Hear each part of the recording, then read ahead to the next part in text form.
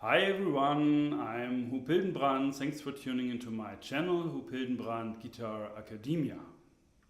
Today we will talk about this huge topic, chord scale system. And this is a way I'm always thinking in, and this is a way normally jazz musicians are thinking in, but you also can think in that system in classical music, you also can use this system for Turkish music, Turkish makam music. You can use it for Indian raga music, and so on. So it's more like I think it's more a worldwide system, so to speak. Okay, so let's get right into the endless ocean of music.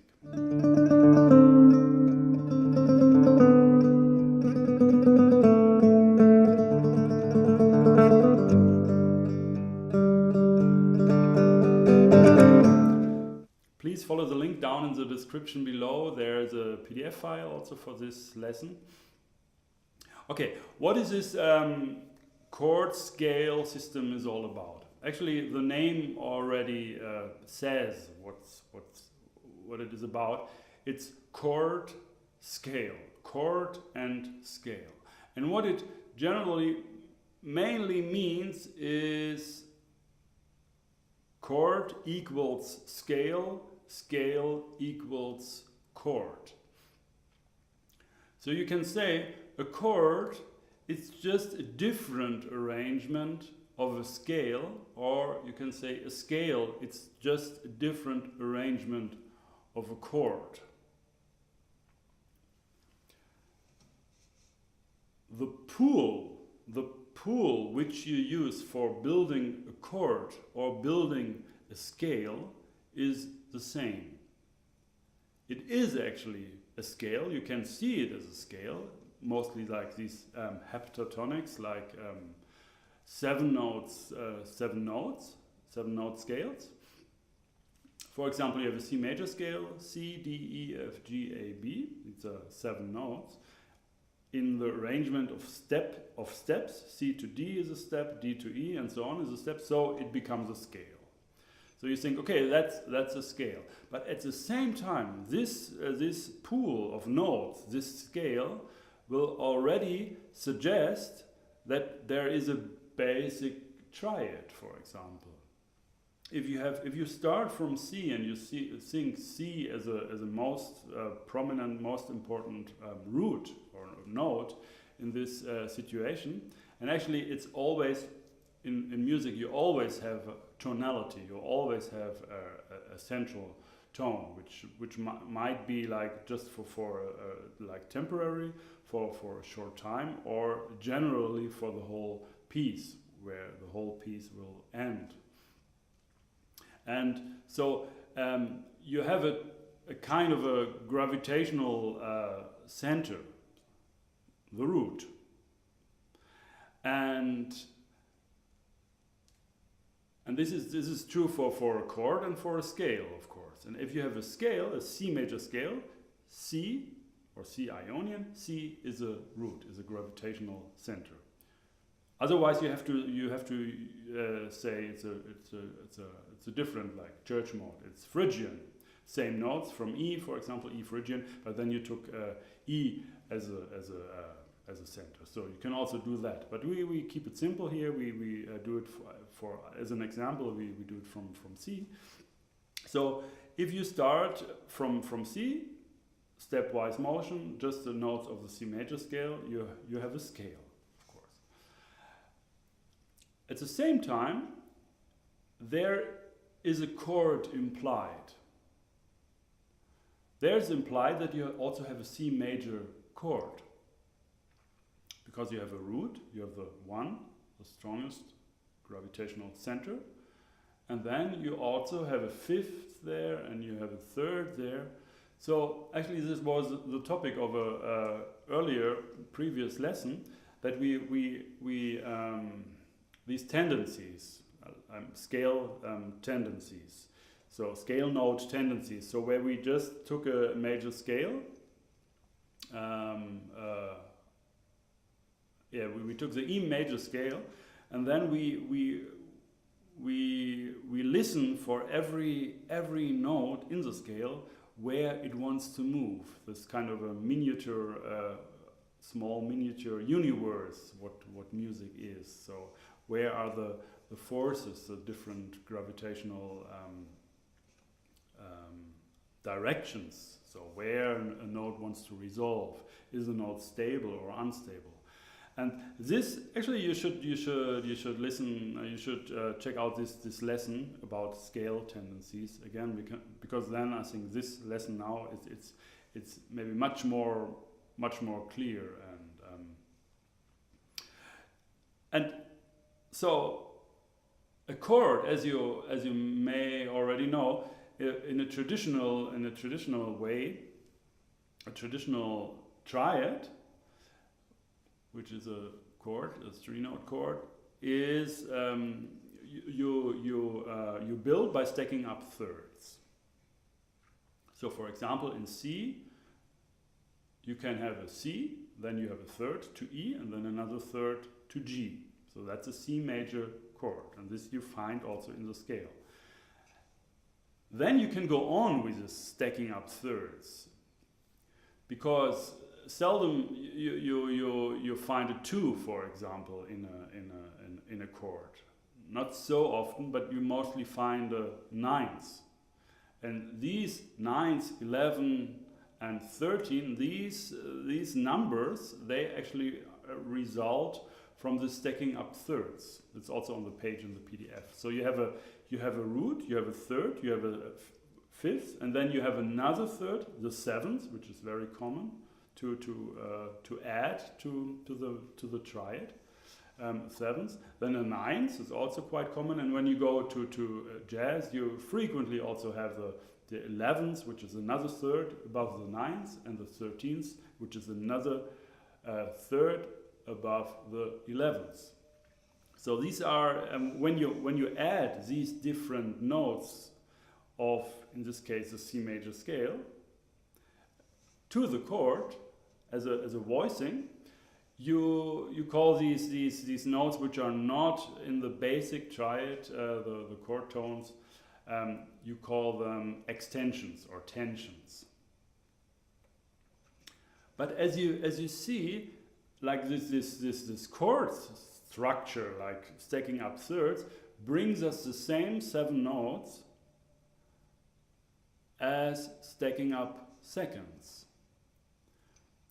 So in a practical sense, we just have a pool of 7 notes, and we call one note the root, the gravitational center for the piece or for the moment. And this is actually this is the idea that in a way it's the same thing. It's the same pool. We can have a chord, and then we can think which other notes we can add by syncing the scale. Which scale best fits the chord will give us the best possible extensions for that chord. Or we can see a chord and analyze it and think what kind of a scale goes with it to make melodies. So in a way, that pool in one direction goes to build harmonic structures, chords, and in the other direction it goes to make melodies, melodic movement. Okay, with that in mind,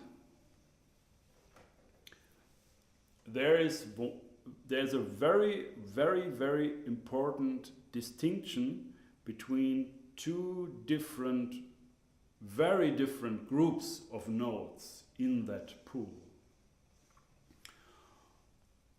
There are the chord tones, and when I say chord tones, I just mean the basic triad. The root, the third, and the fifth. These are the chord tones. And these really give me the basic sound or the basic function in a tonal context. And this is also mostly a kind of a, yeah, mostly it's a stable sound, but if it's not a stable sound, if it's an unstable sound, then it's that unstable sound is really also the essence, the essence of that sound. So these always the root, third and fifths are mostly sufficient to reduce any other chord which has more notes. So this is a kind of a skeleton, the basic structure.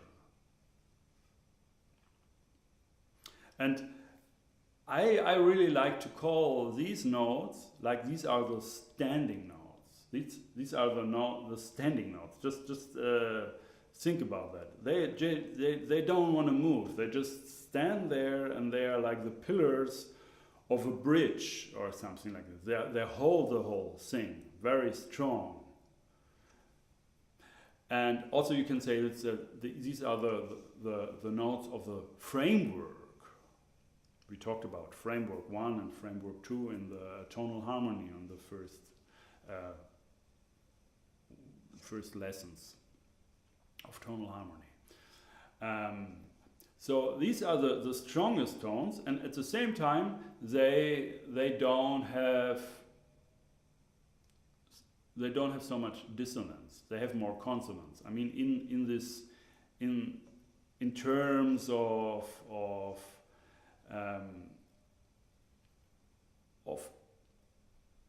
clearness of that sound.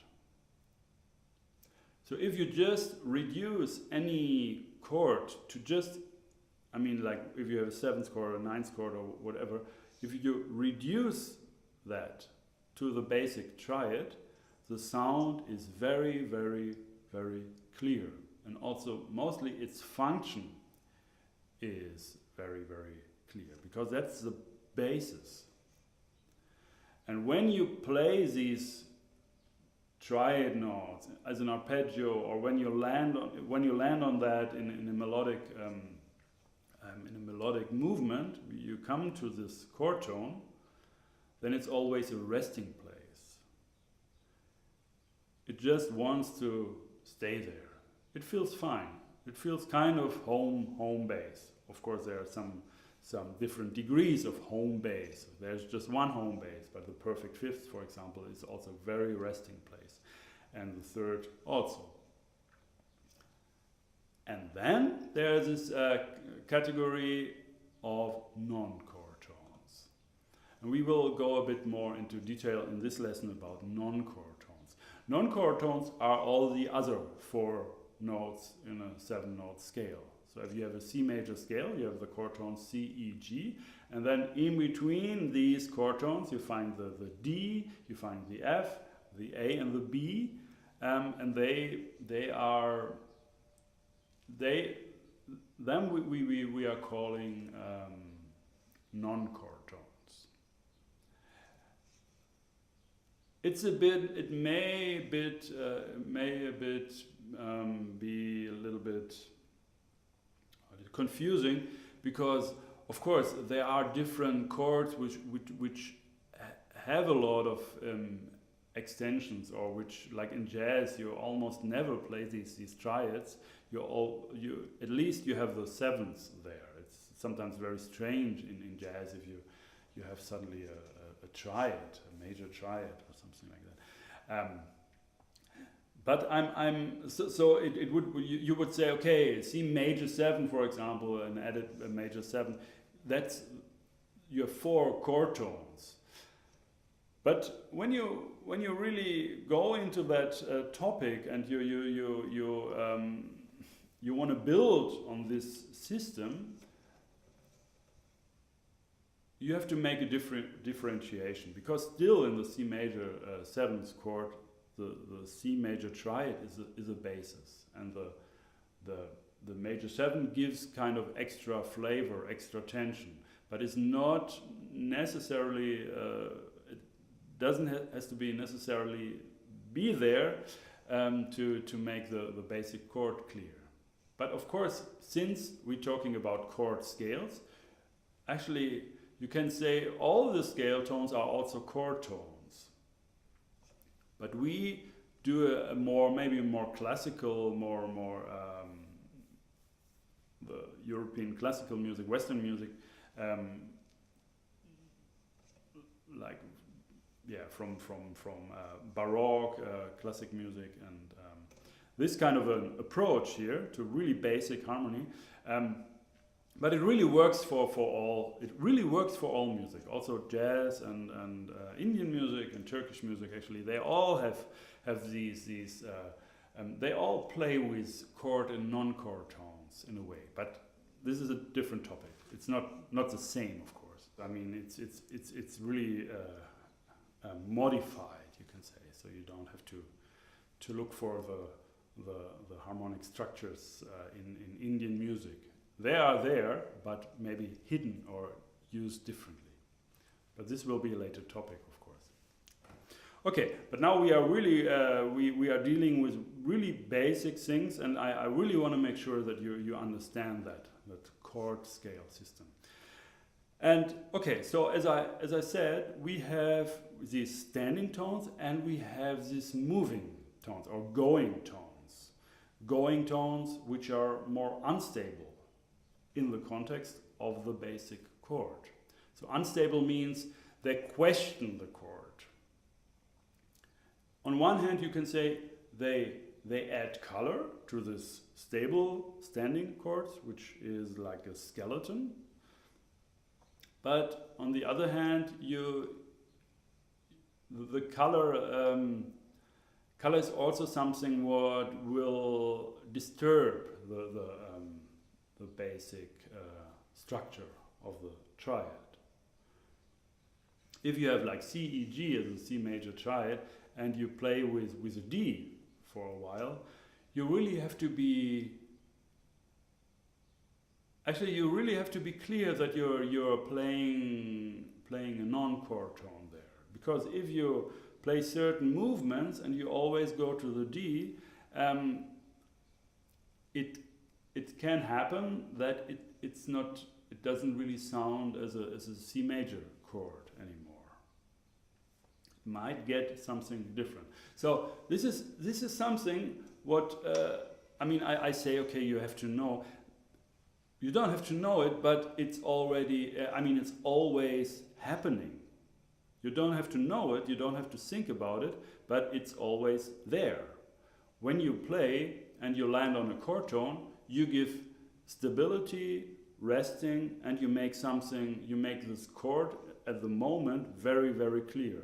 But on the other hand, if you just don't know about chord tones and non-chord tones, and you just fool around with this scale, it really can happen that what you are playing, like melodically, if you just improvise, for example, over a chord, or maybe without the chord sounding, that's also a possibility to improvise, and you don't have anybody who plays this chord, then you are in a way, what you're doing is very vague. It's very unclear. You don't show the chord.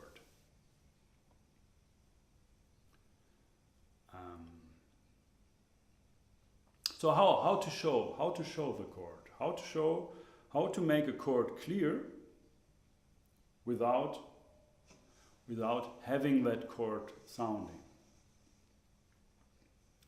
Well, you just make this differentiation between chord tones and non-chord tones, and then you approach the chord tones by non-chord tones. For example, that's the most clear and most basic idea. And then I will show you this page now where we have examples of non-harmonic tones, and they are more explained on this other page where it's written like categories of non-chord tones.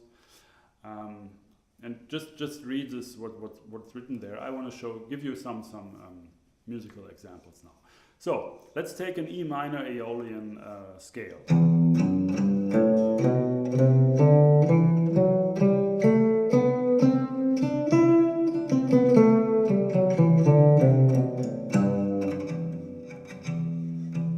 So if I end this Aeolian scale on E and really make this tonic very clear, then automatically you hear it's a minor sound, and you hear all these other different notes as a kind of this typical coloring of E Aeolian. All right, so what do we have? We have a passing tone. Passing tone means we have, and all these terms, passing tone, escape tone, suspension, retardation, and so on, they are categories of non-chord tones. So the way we use non-chord tones determines the name. So a passing tone could be also an escape tone in another context. All these tones which we are talking now, they are all non-chord tones used in a certain very logical, very clear way. I mean, not to disturb the basic sound, the basic triad. So we have a passing tone. Passing tone means we have two chord tones, for example E and G,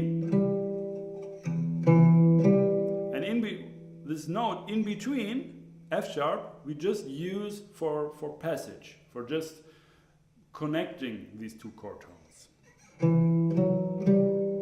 So this non-chord tone gets a kind of a direction, and it's just an in-between stop, but we want to go from chord tone to chord tone. That's our strongest important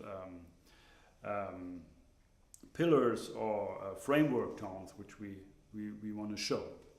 Okay, so in this example here we go from G to B, from the minor third to the fifth. So I can go up, and I also can go down. And sometimes I can also have more passing tones. For example, when I go from B to E, there are two steps in between which are non-chord tones, so I can use them.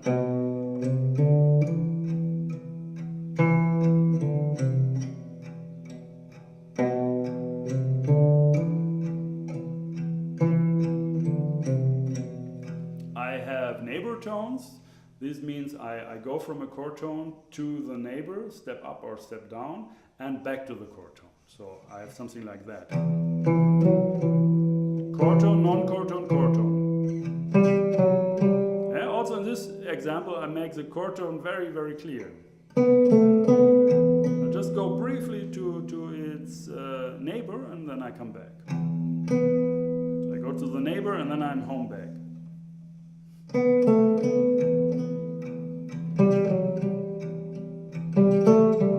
We have an upper neighbor and we have a lower neighbor. Every chord tone has an upper and a lower neighbor tone. Then we have a suspension. Suspension is if I play a note on a strong beat, for example on the 1, or on any strong beat, and the resolution comes on a weaker beat, then this is a suspension. So, for example, I can play an A, which is a non-chord tone, and I play it on the 1, maybe together with the other, with the fifth and the root here, and I'm suspending the G. Yeah, the G is the only missing note, and it's suspended by the A. So I go from, but then I move there. So I play a suspension, a non-chord tone, and resolve it. And that's called suspension, if I resolve that note down. And I can do this with a third, I can do this with a root, or with a fifth. So I play a non-chord tone, and then I resolve down to a chord tone. If I resolve up, if I start with a lower note, for example F sharp, G, or A, B, or D, E, then this is called a retardation. So retardation and suspension are just actually the same, but suspension is a resolution. And resolution means really the movement from a non-chord tone to a chord tone. And the suspension is a movement down, whereas a retardation is a movement up. Then we have an escape tone. Escape tone means we go one step away from a chord tone. For example, we go, what do we have here? We go from G, chord tone, minor third, to F sharp, and then we go in the opposite direction. We move to another chord tone, but by leap, not by step. So we have a step, non-chord tone, then from this non-chord tone, mostly in opposite direction, we use a leap to another chord tone. So this escape tone is not really connecting directly like two different chord tones. It's leaps. Yeah? All these escape tones, they are tones which are leaping. At least once. You have this free escape tone. Actually, these written in italic letters, these are not the right or the used terms in English. I couldn't really find it actually. I have the impression that there are more specific terms for all these non-chord tones in German language, and I try to translate that. But I think it's clear. I mean, it's clear. It's just maybe somebody knows more about that. Maybe please let me know. Please put it down in the comments if you know the right word, which is used like really in music theory in the English language. Maybe there isn't. I don't know. You know. Okay, so this last line, diatonic chord tone approaches. This is also a very important tool, so to speak. We have a chord tone as a target, and we approach this target from both sides. For example, we have this target G, our minor third. Then we approach this note from F sharp, down, step down, we go up to the chord tone. But we can also approach this note down from A, from the neighbor A. I mean, it's not a neighbor tone. I mean, this is like, for myself, it's like a neighbor tone, but neighbor tone also means that it's like going to that tone and coming back to that tone in English language. So I'm a bit confused with that. Sorry.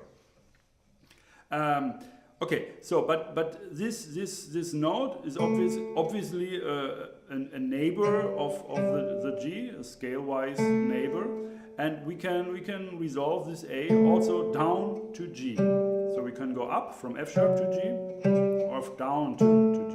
So what we also can do, we first go down. I mean, we start from the note a step down, lower second. Then we don't play the chord tone, but we go immediately to its higher neighbor, and then resolve it. So we have something like tension, non-chord tone, resolution. Or we do it the opposite way around. We play first the higher note, then the lower note, non-chord tone, and then we resolve it to the chord tone. That's a beautiful formula.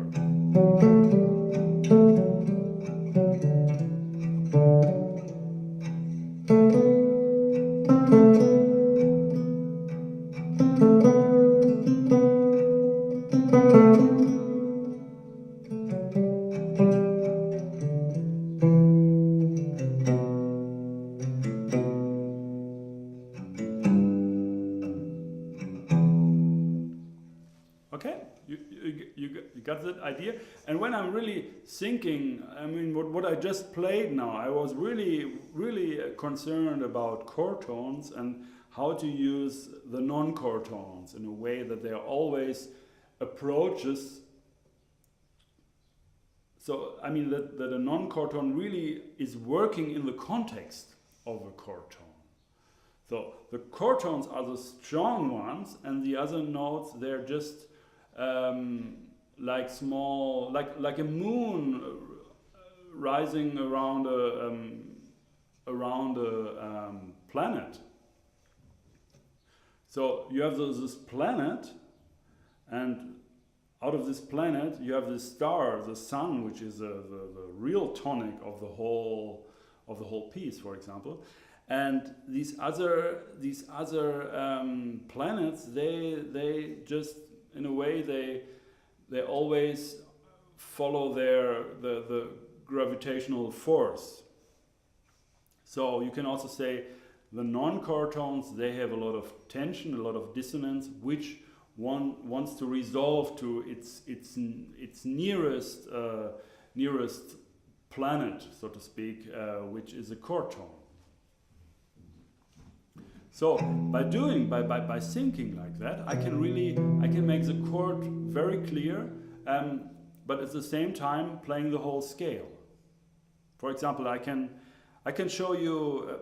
I mean, we have what do we have? We have E Aeolian, so I can make E minor very clear for you. So I can play arpeggio, for example. This is the most clear tool. I mean, the most clear concept.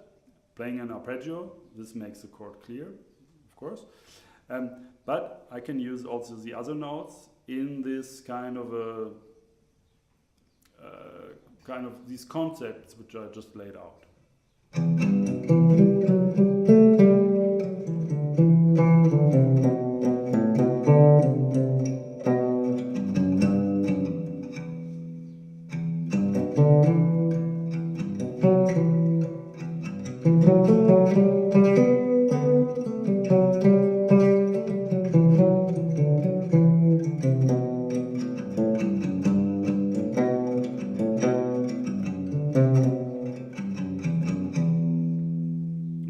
Just using the notes of E Aeolian. The thing is, E Aeolian equals A Dorian. So what I can do, I can just shift the whole concept. I have the same notes, still E, F sharp, G, A, B, C, D,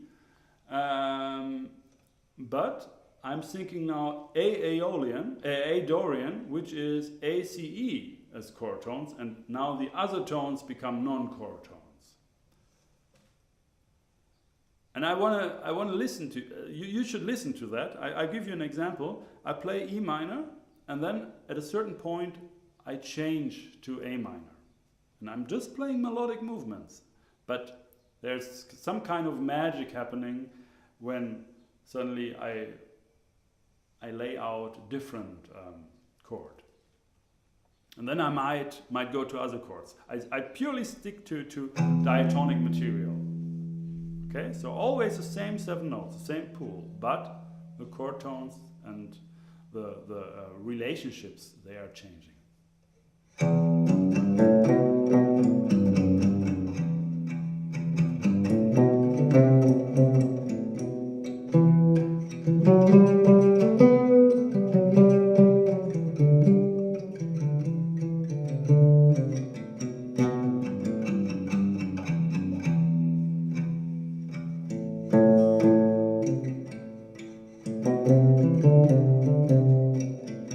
A minor.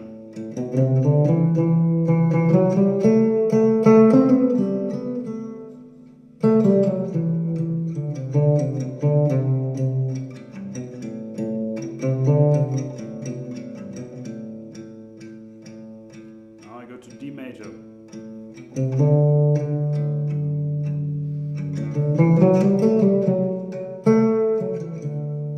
Like Mixolydian.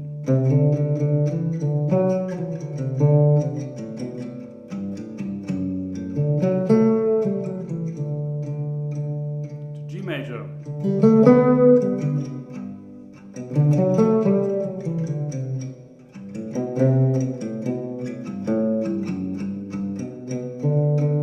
To C major.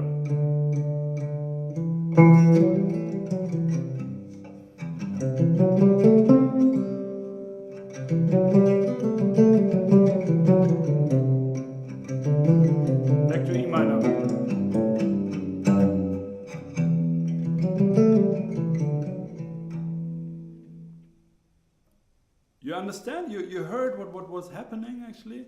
And remember, I just always took the same pool of the same 7 notes all the time.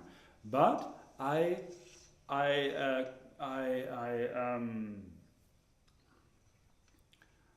made like different chord scales out of it by changing the basic or temporary tonic, then have this basic triad, whether A minor, A, C, E, or C major, C, E, G, and so on. And I approached these 7 notes now in this context of chord and scale. So I have this stable standing tones and the going unstable tones. And this is with every new chord, with every new tonal center or tonic, this whole universe, you can say, shifts its gravitational forces completely. Okay, I hope this is clear. As always, I can only hope. But please let me know. Give me some comments. Give me some feedback. I would like to have some interaction here also, and especially if you have a problem or you didn't understand something, or you want to have some more information about something I just said very quick and briefly. Please let me know. Also on this PDF you find kind of a little study, and this study is like an F harmonic minor. We use just the notes of an F harmonic minor scale, and on every it's in 4/4, and on every 1, 2, 3, 4, on every beat of the basic parts, you have a chord tone. And in between, you always use non-chord tones as passing tones or neighbor tones. So this will, like on almost every beat, it will give you the chord, while of course playing the scale all the time. And I think this is a good example. What you just should practice and learn this piece. You can say it's more study. Actually, it's a bit dry, but I think you will learn something from that, because this is like the most clear way how, I mean, the best or the most most clear way to show chord and scale and how it's connected. Okay, so I play this page for you now, and you should practice that also. So we have F minor. I will just harmonic minor.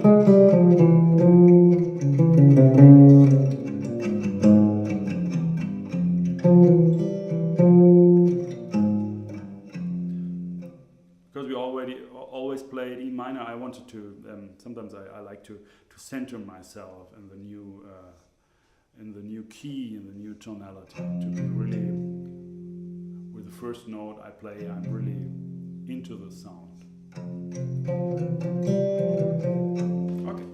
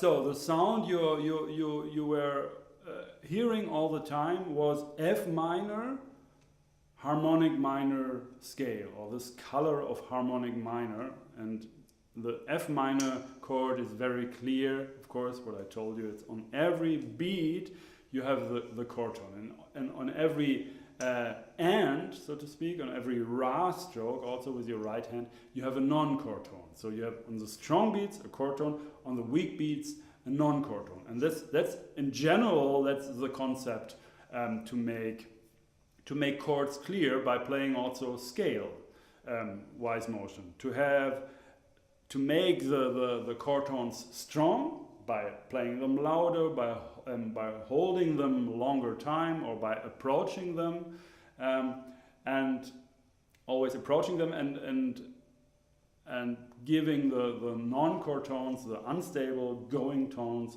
not very much power for themselves. So play them short, more soft, and just in general, if you want to be very clear, that doesn't mean that you have to follow these rules always when you make music. Of course not. But these are the basic implied sounds and implied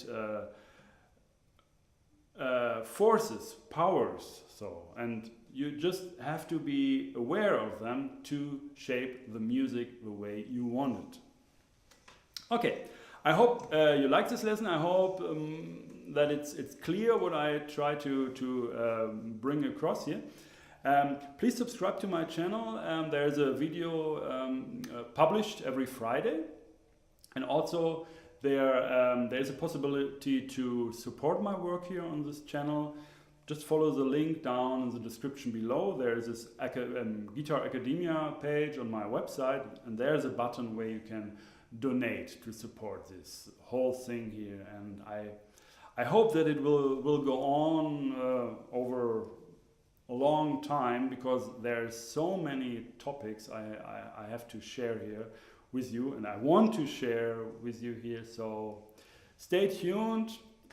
My name is Huub Hildenbrand, and thanks for watching.